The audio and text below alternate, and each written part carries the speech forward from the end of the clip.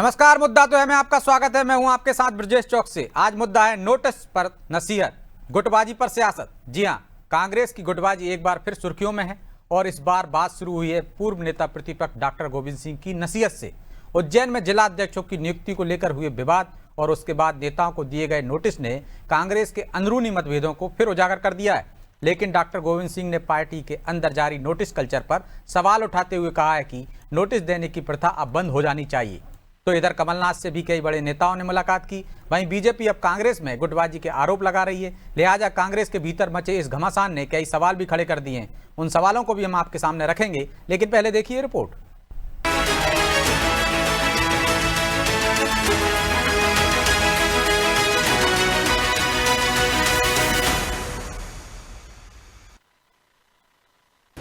Doctor Govind Singh ने कांग्रेस को दी नसीहत। कांग्रेस की गुटबाजी पर फिर सियासत।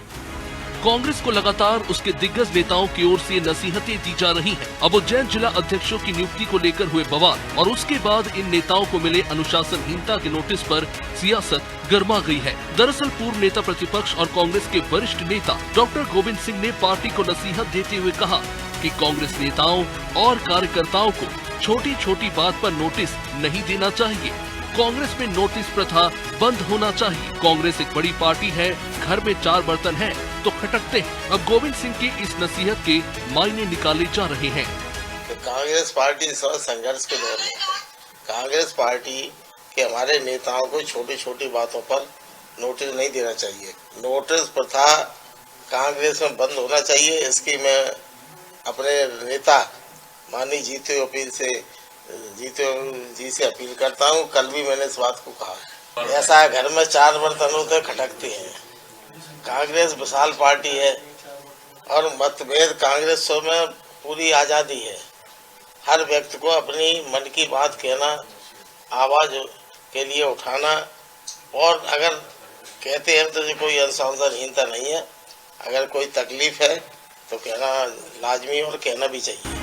फिलहाल उज्जैन कांग्रेस 2 गुटों में बटी नजर आ रही है। जिन नेताओं को अनुशासनहीनता का नोटिस मिला था, उन्होंने कांग्रेस के वरिष्ठ नेता अजय सिंह से मुलाकात भी की। खुद अजय सिंह ने इसको लेकर सोशल मीडिया पर पोस्ट किया। तो इधर कमलनाथ के शामला हिल्स स्थित बंगले पर मंगलवार को महाकौशल समेत प्रदेश के अन्य क्षेत्रों के कई वरिष्ठ नेता पहुँचे। इसमें विधायक लखन सिंह घनघोरिया, बाला बच्चन, पूर्व मंत्री सज्जन सिंह वर्मा समेत 50 से अधिक लोग मौजूद थे। हालांकि अब कांग्रेस के भीतर मचे इस घमासान पर बीजेपी चुटकी ले रही है। गुटों में और खेमों में बटी हुई कांग्रेस के अंतरकलह इतना बढ़ गया है कि कहीं कोई गुट वरिष्ठों को दरकिनार करना चाहता है, कहीं कोई परिवार को अपने बढ़ाना चाहता है। पर मूल रूप से जो बिल्कुल सिद्ध हुई चीज़ ये है कि कांग्रेस एक असंतुलित दल बन चुका है, जिसमें कोई विचारधारा ना होते हुए कार्यकर्ताओं को सम्मान और कार्यकर्ताओं को कार्य के प्रति कोई भी समर्पण नहीं है। देखा जाए तो कांग्रेस के बड़े नेता लगातार अपनी ही पार्टी पर सवाल उठा रहे हैं। दिग्विजय सिंह ने तो हाल ही में पीसीसी की एग्जीक्यूटिव कमेटी की मीटिंग न होने की बात कही थी और कार्य विभाजन को लेकर भी पार्टी को आईना दिखाया था। तो कमलेश्वर पटेल समेत अरुण यादव भी सोशल मीडिया पर पोस्ट कर प्रदेश नेतृत्व पर सवाल उठा चुके हैं। हालांकि जीतू पटवारी ने इन नसीहतों को पार्टी को मजबूत करने वाला बताया है, लेकिन बीजेपी इसे गुटबाजी से जोड़ रही है। ऐसे में सवाल तो बनता है कि कांग्रेस के दिग्गजों की नसीहतें पार्टी को मजबूत बनाएंगी या फिर अंदर ही अंदर गुटबाजी को और हवा देगी। ब्यूरो रिपोर्ट, अनादि टीवी।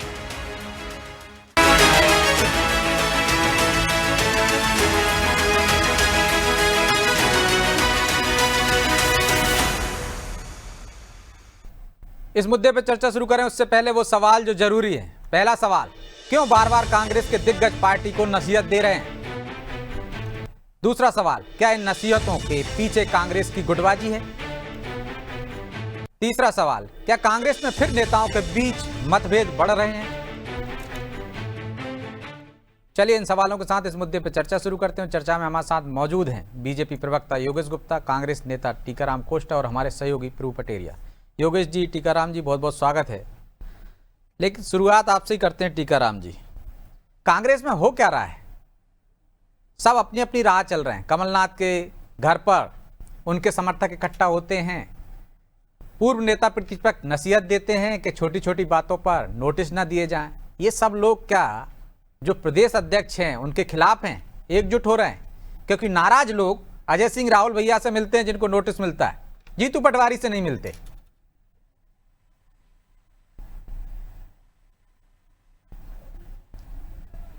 अनम्यूट कर लीजिए कोष्टा जी।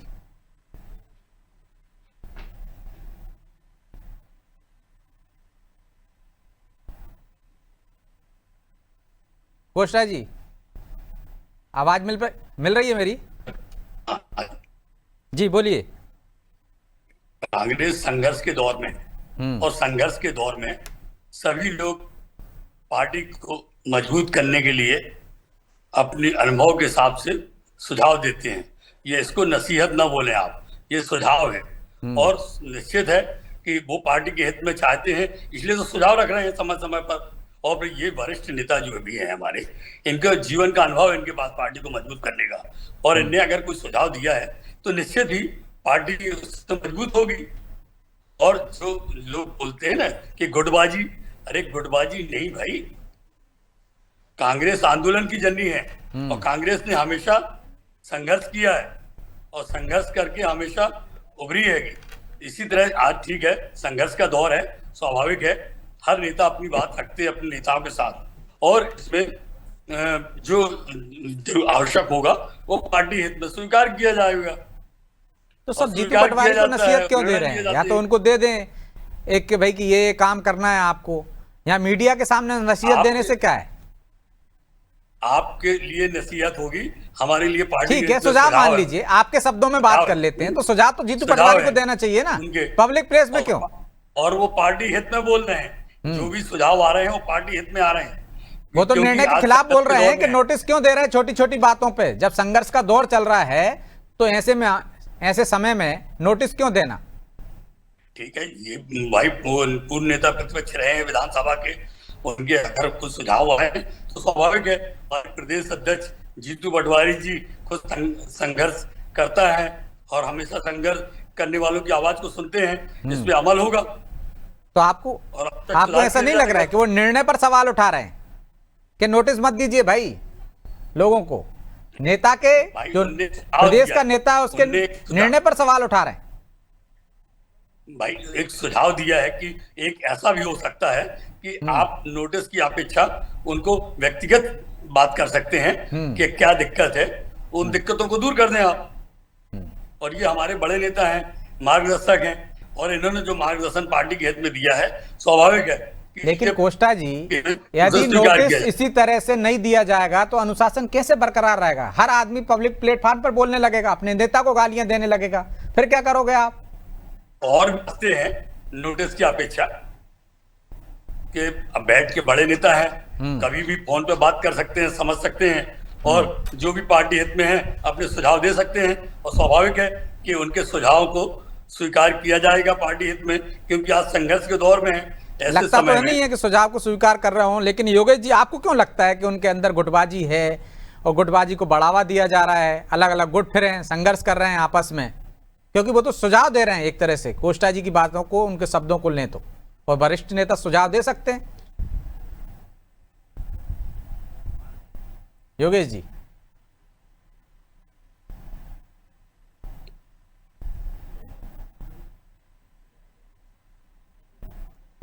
जी, योगेश जी सवाल सुन पाए आप मेरा? योगेश जी, योगेश जी आप तक मेरी आवाज पहुंच रही है? लगता कुछ तकनीकी खामी है, हम फिर उनसे। हेलो आ गई ब्रजेश जी, आवाज आ गई जी। योगेश जी आप मेरा सवाल सुन पाए या दोहराऊं? फिर से दोहराइए प्लीज। आप लोगों को क्यों लगता है कि कांग्रेस में गुटबाजी है, आपसी संघर्ष चल रहा है? कोष्टा जी तो कह रहे हैं कि वरिष्ठ नेता हैं, वो सुझाव दे सकते हैं, और कांग्रेस में आंतरिक लोकतंत्र है, संघर्ष के दौर से गुजर रही है। देखिए ब्रजेश जी, मध्य प्रदेश में प्रदेश कांग्रेस कमेटी के समानांतर कांग्रेस चल रही है लगभग पूरे 60 जिलों में।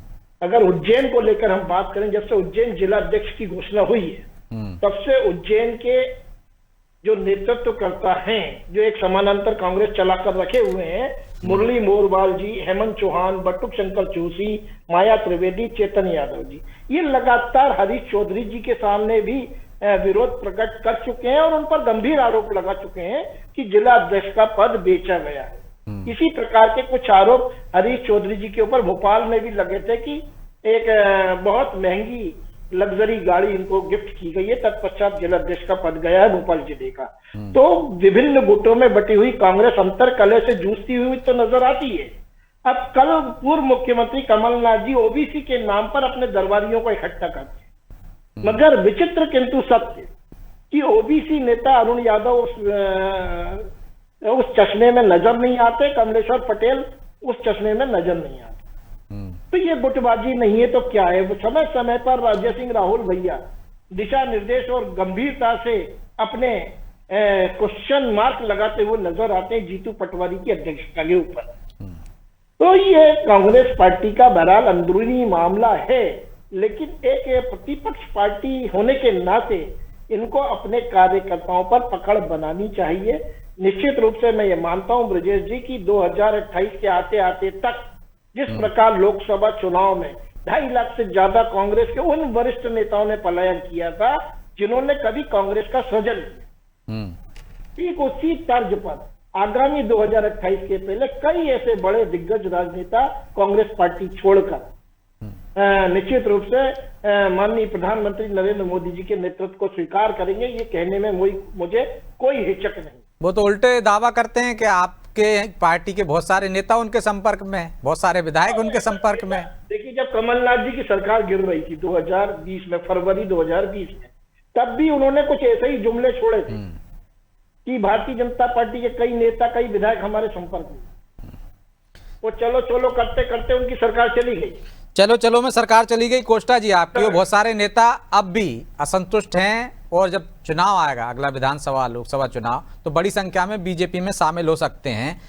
योगेश जी तो आरोप लगा रहे हैं समांतर कांग्रेस चल रही है तमाम जिलों में आपके, और कमलनाथ जी ने जो ओबीसी के नाम पर नेता इकट्ठे किए थे उसमें अरुण यादव गायब थे, राहुल भैया के अलग सो रहे हैं, कमलेश्वर पटेल भी नहीं थे। दीजिए जवाब। भाजपा के प्रवक्ता ओबीसी की बहुत चिंता कर रहे हैं, परंतु दुर्भाग्य है कि 20 वर्षों से मुख्यमंत्री उसके बावजूद भी ओबीसी वर्ग को 27% आरक्षण क्यों नहीं दिया जाता? प्रधानमंत्री अपने आप को जब ओबीसी के बीच जाते हैं बोलते मैं आप ही के वर्ग का हूं, और उसके बावजूद भी 11 वर्षों से प्रधानमंत्री जी हैं और 27% आरक्षण में अगर रोड़ा अटका रही है तो भारतीय जनता पार्टी आ रही है। और ये आपका विषय नहीं है भाई, आप सुनिए, विषय की बात कर रहे हैं ना, आप ओबीसी की चिंता कर रहे हैं ना। अगर ओबीसी की चिंता है तो दमोह के एक गांव में सवर्ण वर्ग द्वारा, अच्छा आपके यहाँ ओबीसी वर्ग की चिंता है, लेकिन ओबीसी वर्ग के जो नेता हैं उनकी चिंता नहीं करते आप लोग। किया गया है, सवाल ये आपकी नजरों में शोभनीय है क्या? ओबीसी वर्ग के साथ ऐसा दुर्व्यवहार हो रहा है मध्य प्रदेश शासन में। इसी तरह से शहडोल में एक आदिवासी के साथ पेशाब पिलाई गई थी। कहां से कहां पहुंच गए कोष्टा जी? उस समय ओबीसी की चिंता नहीं सताती आपको? अरे उन्होंने तो ओबीसी के प्रधानमंत्री मुख्यमंत्री दे दिए 4-4। आप ओबीसी वर्ग के नेताओं को बैठक में नहीं बुला पाए। अरुण यादव को यहाँ मध्य प्रदेश की राजधानी में बैठक हुई है और पड़ोस में 4 कदमों की दूरी पर आपके 2 विधायक थे, उनको नहीं बुलाया। तो ये गुटबाजी नहीं है तो क्या है? भाई, ये आपकी नजरों में है कि ओबीसी वर्ग को नहीं बुलाया है। ये तो अगर ओबीसी के माननीय कमलनाथ जी ने जो 27% आरक्षण दिया था, नहीं तो कमलनाथ जी ने अपने नेताओं को बुलाया। ये गुटबाजी है ना, तमाम नेताओं को इकट्ठा करके पार्टी की मजबूती के लिए काम कर सकते थे। हो रही है, अगर ओबीसी के सही में ऐसी है तो 27% आरक्षण क्यों नहीं दे रहे? 20 वर्षों से मुख्यमंत्री इनका है, 11 वर्षों से प्रधानमंत्री है, उसके बावजूद तो उससे पहले तो आप भी थे। न्यायालय में जाकर अड़ंगल लगाते हैं, बार बार न्यायालय को बोलना अब आप ओबीसी पर अटक गए। जवाब ले लीजिए, जवाब ठीक है योगेश जी, छोटा सा जवाब दीजिए। और ओबीसी वर्ग के साथ ठीक है, जवाब ले लीजिए। ठीक, इनके लोगों ने, ठीक है कोष्टा जी, आप जवाब ले लीजिए प्लीज। किया था। अरे आपकी बात भारतीय जनता पार्टी के राज्य में रिपीट कर रहे हैं आप। कोष्टा जी जवाब तो ले लीजिए, फिर मुझे प्रिव्यू जी के पास जाना जी। 30 मिनट तक क्या एक ही बात पे एक ही चीज रखते रहेंगे क्या पूरे चैनल पर बैठकर? कुछ तैयारी तो है नहीं आपकी। ओबीसी वर्ग के ऊपर आप जो बात कर रहे हैं, हमने ओबीसी प्रधानमंत्री दिए, 2-2, 3-3 मुख्यमंत्री दिए, आदिवासी वर्ग की राष्ट्रपति द्रौपदी मुर्मू जी हैं। और टंटिया फिर भी मामा आदिवासी जैसे योद्धा जज को, के ऊपर जूता टंटिया फेंका मामा जाता जैसे है, योद्धा को आपके उसमें इतिहास के दबे हुए ये पन्नों सम्मान है में क्या से आदिवासियों का? मोदी जी लेकर आए। देखिए, इस प्रकार आप बात करेंगे तो बात कथावाचक सार्थक नहीं के साथ होगी। क्या बात कथावाचक की बात? ओबीसी कथावाचक के साथ कैसा दुर्व्यवहार होगा आपके राज्य में? अरे आपके यहाँ क्या कर रहा है ओबीसी शासन नेताओं प्रशासन? को उपेक्षित मुख्यमंत्री किया गृह हुआ है। मंत्री हैं, क्यों नहीं सुभाष जवाब यादव देते? जब- ओबीसी वर्ग के सुभाष साथ यादव जब ओबीसी मुख्यमंत्री के ऊपर बनने वाले हमला थे, होता है तो अर्जुन और सिंह आपके और मुख्यमंत्री दिग्विजय चुप ठीक है, रहते मैं हैं। लौट रहा हूँ आप दोनों के पास। आ रहा हूँ योगेश जी, टीकाराम जी आता हूँ मैं आपके पास। ओबीसी ठीक का है, राग अपनाने से ठीक है। विषय अंतर कर रहे हो आप, ठीक और है। कुछ नहीं। लेकिन प्रभु जी, क्या भाई, कांग्रेस ओबीसी में से फिर घबरा क्यों रहे हो नेताओं आप? में, अरे योगेश ओबीसी आप पे दोनों नहीं आपने घबरा किया रहे। गोष्ठा जी, क्या कांग्रेस के बड़े नेताओं में और अन्य नेताओं में फिर से मतभेद बढ़ रहे हैं क्या? कमलनाथ जी ने अलग बैठक बुलाई है, जिस तरह से राहुल भैया के बयान आ रहे हैं, जिस तरह से एक असंतुष्ट खेमा उनसे मिल रहा है, और पूर्व नेता प्रतिपक्ष डॉक्टर गोविंद सिंह का बयान आता है, इन बयानों को आप कैसे देखते हैं? क्या मतभेद बढ़ रहे हैं? सब लोग खिलाफ हो रहे हैं कि जीतू पटवारी के? जी, मुझे ध्यान है, जब से मैंने थोड़ा सा खबरों को समझना शुरू किया होगा, तब से मैं कांग्रेस की खबरें पढ़ रहा हूँ, तो उसमें गुटबाजी, अंतरकलह, तो तब से है छत्रपवाद। कांग्रेस में कब नहीं रही है, तो कांग्रेस की परंपरा का हिस्सा है, क्योंकि सबसे बड़ी पार्टी रही है। अभी कोस्टा जी कह ही रहे थे, संघर्षों से आई हुई पार्टी है। जब आप दूसरों से संघर्ष कर रहे हैं, जब बाहर का संघर्ष खत्म हो गया, तो फिर अपना आंतरिक संघर्ष शुरू हो जाता है। तो कांग्रेस तो शुरू से संघर्षों की पार्टी रही है, संघर्ष करते करते यहाँ तक पहुंची। आप कहीं कोई नहीं मिला तो अपने से लड़ लिए, चुनाव आया तो दूसरी पार्टी से लड़ लिए, बाकी समय 4 साल अपनी पार्टी से लड़ के लोगों से लड़ लिए। इसमें कोई दिक्कत की बात नहीं है। लेकिन ये जो उबाल दिख रहा है, अजय सिंह राहुल खुद पोस्ट करके बता रहे हैं कि उनसे उज्जैन के नेता मिले, या कमलनाथ जी अपने बंगले पर उनको कुछ विधायकों को बुला रहे हैं, कुछ नेताओं को बुला रहे हैं, तो ये वो किसी जो ये कहें कि सेमेस्टर के वो अध्याय हैं जो पढ़ लिए गए हैं। अब ये इस सेमेस्टर में नहीं पढ़े जाएंगे, अगले सेमेस्टर में। तो इनका जितना भी कार्यकाल था, इनकी जितनी भी पार्टी का योगदान था, इनकी जितनी भी उपलब्धि थी, वो लगभग उसका पार्टी ने इस्तेमाल हो गया, या पार्टी ने इनको दे दिया। अजय सिंह राहुल लगातार 3 चुनाव हारे, संयोग से इस बार चुनाव जीत गए। वो बिंदे में अपना क्या भला कर पाए, वो अपने जीतने के अलावा 3 इस बार ये बता दीजिए कितनी सीटें दिला पाए वो, कि उनने कितने लोगों को वहां पर बिंदे में जो है कांग्रेस की सीटें दिला दी, कांग्रेस का भला करा दिया हो। कमलनाथ जो बड़े नेता बनते हैं, उनने क्या किया, उनने अपने जो स्थानीय लीडरशिप थी उसको खत्म करके अपने बेटे को प्रोजेक्ट किया। तो जो रिकॉर्ड था एक कांग्रेस के जीतने का लगातार लोकसभा छिंदवाड़ा, वो भी खत्म हो गया, वो रिकॉर्ड भी टूट गया। तो ये सारी स्थितियां हैं। ये तमाम नेता हैं, डॉक्टर गोविंद सिंह हैं, नेता प्रतिपक्ष रहे इतने सालों तक, कांग्रेस के बड़े नेता रहे। ये बता दीजिए, वो खुद तो जीत नहीं पाए, वो अपनी पड़ोस की कोई सीट जिता के बता दी हो। वो पिछले 2 बार से तो कह रहे हैं कि मैं आखिरी चुनाव। तो ये जो स्थितियां हैं, ये वो मैंने कहा ना, ये वो अध्याय हैं जो पढ़ लिए गए हैं। अब नया अध्याय खुला है जीतू पटवारी का, उमंग सिंघार का, उनके साथ की टीम का, वो अपना अध्याय चल रहा है।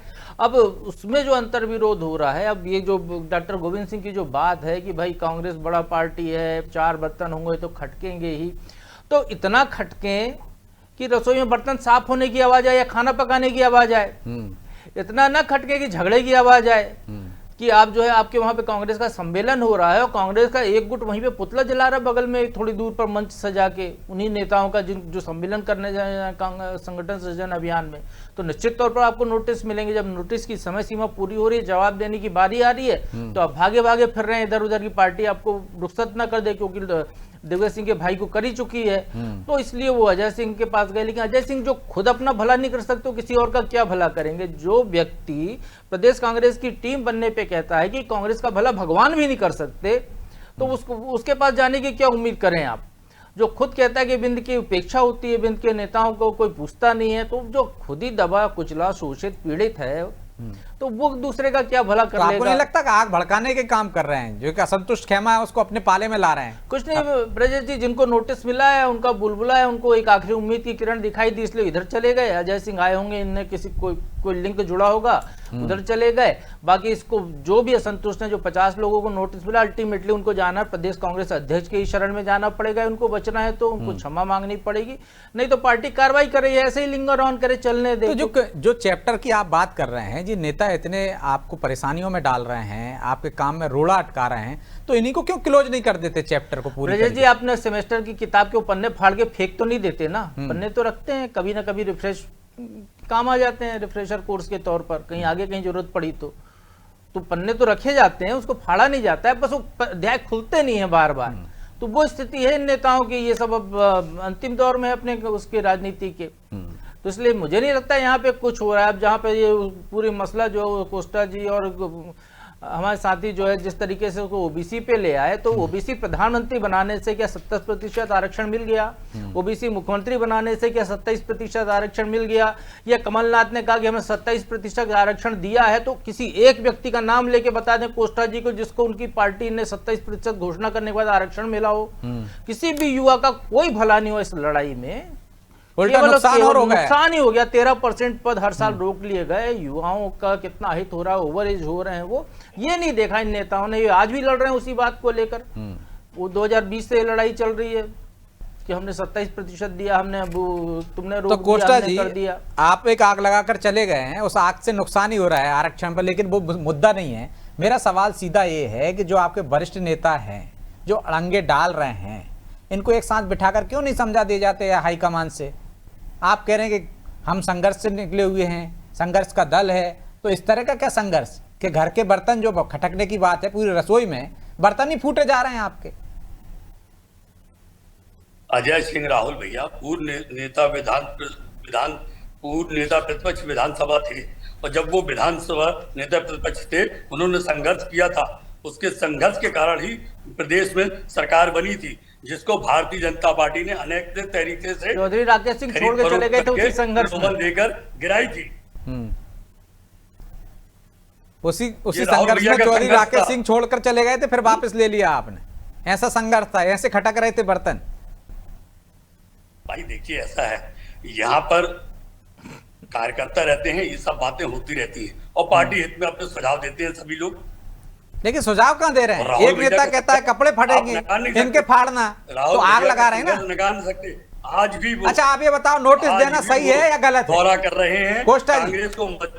आप ये बताइए, नोटिस देना सही है या गलत है? आपका एक नेता कह रहा है गलत है, दूसरे ने नोटिस दिया है, कौन सही है? एक नोटिस रास्ता है, और एक ये है कि आपस में बैठ के समझ लें, कांग्रेस के हित में जो हो उसमें किया जाए और कांग्रेस मजबूत हो। तो आप मानते नोटिस नहीं देना चाहिए, गलत है ये? भाई आप गोविंद सिंह की बात से सहमत हैं या प्रदेश नेतृत्व में जो नोटिस दिया उनसे सहमत हैं कि जीतू पटवारी ने सही किया, अनुशासनहीनता करेंगे तो नोटिस मिलेगा? तो समझ के दिया होगा, निश्चित पार्टी हित में दिया होगा, स्वाभाविक है। तो ये गलत बोल रहे हैं ना डॉक्टर गोविंद सिंह? फिर उनसे सुझाव मांगे जाएंगे, उनसे जी बोल दो, गोविंद सिंह को भी नोटिस दिलवा देंगे। ऐसा क्या कहना था? नहीं, गोविंद सिंह जी गलत बोल रहे हैं ना, उनको भी नोटिस मिलना चाहिए। बात है, इसको आपस में बैठ के सुलझा लिया जाएगा। गोविंद सिंह जी भी हमारे वरिष्ठ नेता है, अगर उनने कोई बात रखी है तो दोबारा उन पर ध्यान रखा जाएगा। ऐसा क्या ध्यान रखा है? लक्ष्मण सिंह जैसे कार्रवाई नहीं होगी? क्या ध्यान रखेंगे? उनको भी एक नोटिस दे दीजिए। भाई नगर अध्यक्ष का जवाब आने दीजिए, और उसके बाद प्रदेश अध्यक्ष और बैठ के समिति डिसाइड करेगी, जो पार्टी हित में हो निर्णय लिए जाएंगे। ठीक है, योगेश जी कुछ कह रहे हैं? योगेश सिंह जी समय नहीं है कुछ, पूर्व वरिष्ठ नेता है। ठीक है, देखिए ब्रजेश जी, एक उदाहरण के माध्यम से अपनी बात प्रमाणित करना चाहूंगा कि किसानों के नाम पर राजनीति करने वाले प्रदेश कांग्रेस अध्यक्ष जीतू पटवारी जी, आज का ही वाकया है। एक बोरी कंधे पर रखकर चलते हैं, शिवराज जी के बंगले तक पहुंचने के पहले बोरी दूसरे को पकड़ाते हैं, बीच बीच में रास्ते में डपटते हुए जा रहे हैं कि मेरे पास नहीं आना, मेरे पास नहीं आना। मतलब फोटो सेशन स्वयं का कराना, किसानों से कोई मतलब नहीं, खुद की राजनीति को चमकाना। वही दूसरी तरफ ओबीसी के नाम पर दरबारियों को इकट्ठा करने की कोशिश कमलनाथ जी ने करी। प्रभु पटेलिया जी के वक्तव्य को आगे बढ़ाते हुए कहना चाहूंगा कि कांग्रेस पार्टी के जितने भी वरिष्ठ राजनेता हैं, ये अपने राजनीतिक अस्तित्व की लड़ाई अंतिम दौर में लड़ रहे हैं। वहीं दूसरी तरफ जो युवा कांग्रेस और बाल कांग्रेस तो अपेक्षित है, युवा कांग्रेस में 5.5 लाख से ज्यादा बाल कांग्रेस जिसने बनाई थी वही गायब हो गए हैं, वही उपेक्षित हैं, तो बाल कांग्रेस कहां से पनप पाएगी? माफी चाहता हूं मैं योगेश जी, क्योंकि समय की बाध्यता है, इसलिए चर्चा को यहीं विराम देना होगा। आप दोनों का बहुत बहुत धन्यवाद। तो कांग्रेस में ये नई बात नहीं है, अंतरकलह, गुटबाजी उसके एक अभिन्न अंग हो गए हैं, हिस्सा हो गए हैं, और वहां इसको कोई गलत भी नहीं मानता है। यदि नोटिस दे दिया है तो पुराने नेताओं को क्यों दर्द सता रहा है? क्या पार्टी में अनुशासन बरकरार रखना प्रदेश नेतृत्व का हित नहीं है? वो भी तो चाहते हैं कि प्रदेश में अच्छा हो, कांग्रेस के हित में हो, लेकिन क्यों इस पर सियासत होती, क्यों दूसरा जो खेमा है या जो वरिष्ठ नेता हैं वो प्रदेश नेतृत्व को आगे नहीं बढ़ने देना चाहते?